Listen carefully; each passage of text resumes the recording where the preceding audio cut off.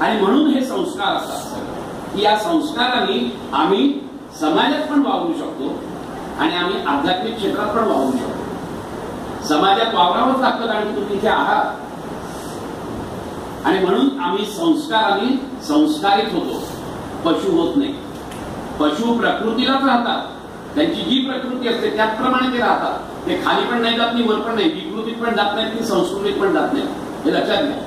दोन बैल आहेत, एक चांगला तगडा बैल आहे आणि याचा रोडका बैल आहे. दोघांना भूक लागली आहे, समोर चाल आहे.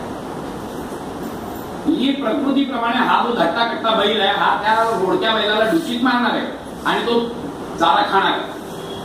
फक्त एवढंच असतं की तो चारा खाल्ला, त्याचं पोट भरलं की तो निघून जातो, उरलेला चारा तिथे ठेवतो, मग हा रोडका बैल निघून जातो. आम्ही सुसंस्कृत लोक अशी आहोत की आम्हाला जर भूक लागली आणि दुसऱ्यालाही भूक लागली तर मी हा विचार करतो की अरे मी 2 दिवस नाही जेवलेलो, तो 5 दिवस नाही जेवलेला, पहिले त्याला जेवू दे. हा विचार सत्सद विवेकबुद्धी आमच्यामध्ये आहे म्हणून आम्ही करू शकतो आणि आम्ही मग प्रकृतीवरून संस्कृतीवर चढू शकतो या संस्कारामुळे.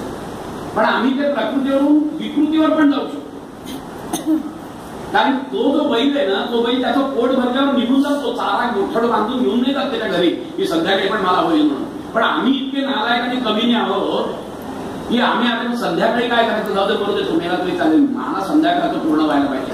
हीच सत्सद विवेक होती, हीच पॉवर ऑफ अनालिसिस आम्हाला विकृतीकडे पण घेऊन जाते, जशी संस्कृतीकडे घेऊन जाते. तशी आम्ही ठरवायचं की आम्ही सुसंस्कृत व्हायचं का विकृतीकडे जायचं.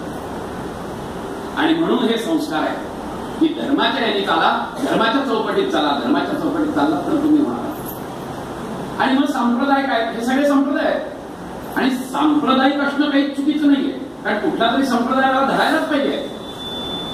मला समाजाशी जोडताना सुद्धा कुठला तरी संप्रदाय धरायला पाहिजे की बाबा मी शाळा बांधेन किंवा मी बाबा धर्मार्थ दवाखाना बांधेन, काही करू शकतो मी, संप्रदाय धरतो.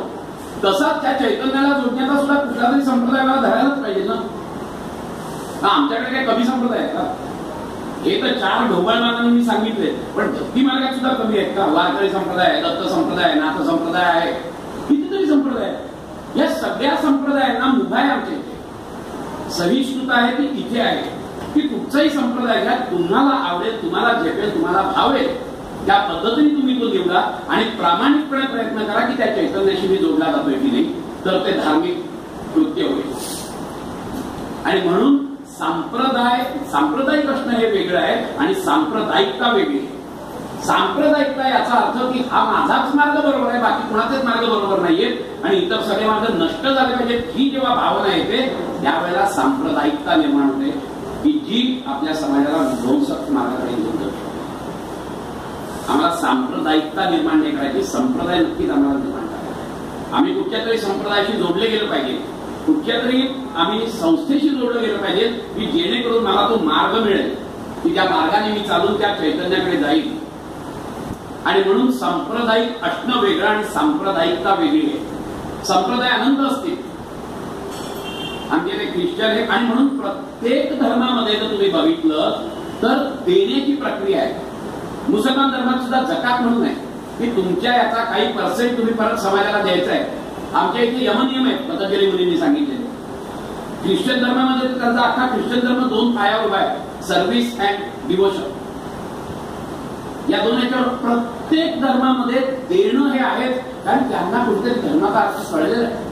आणि म्हणून प्रत्येक संप्रदायाने प्रत्येक समाजाच्या त्या लोकांनी विविध ठिकाणी होते की जे एकमेकांना भेटू पण शकत नव्हते, परंतु त्या सगळ्यांची विचार करण्याची पद्धत एकच होती कारण आम्ही सगळेजण त्या परमात्म्यापासून तयार झालेलो आहोत. त्यामुळे तो विचारधारा खालपर्यंत येते, कुठेतरी अनकॉन्शियस माइंड मध्ये हे सगळे विचार आमचे असतात. आणि म्हणूनच मी इथे असलो आणि अमेरिका इतक्या लांब असली तरी देखील तत्वज्ञानाची जी काही सांगड आहे ती सांगड युक्ती आहे, त्याचा जो पाया आहे ना तो पाया सगळ्यांचा सारखाच आहे.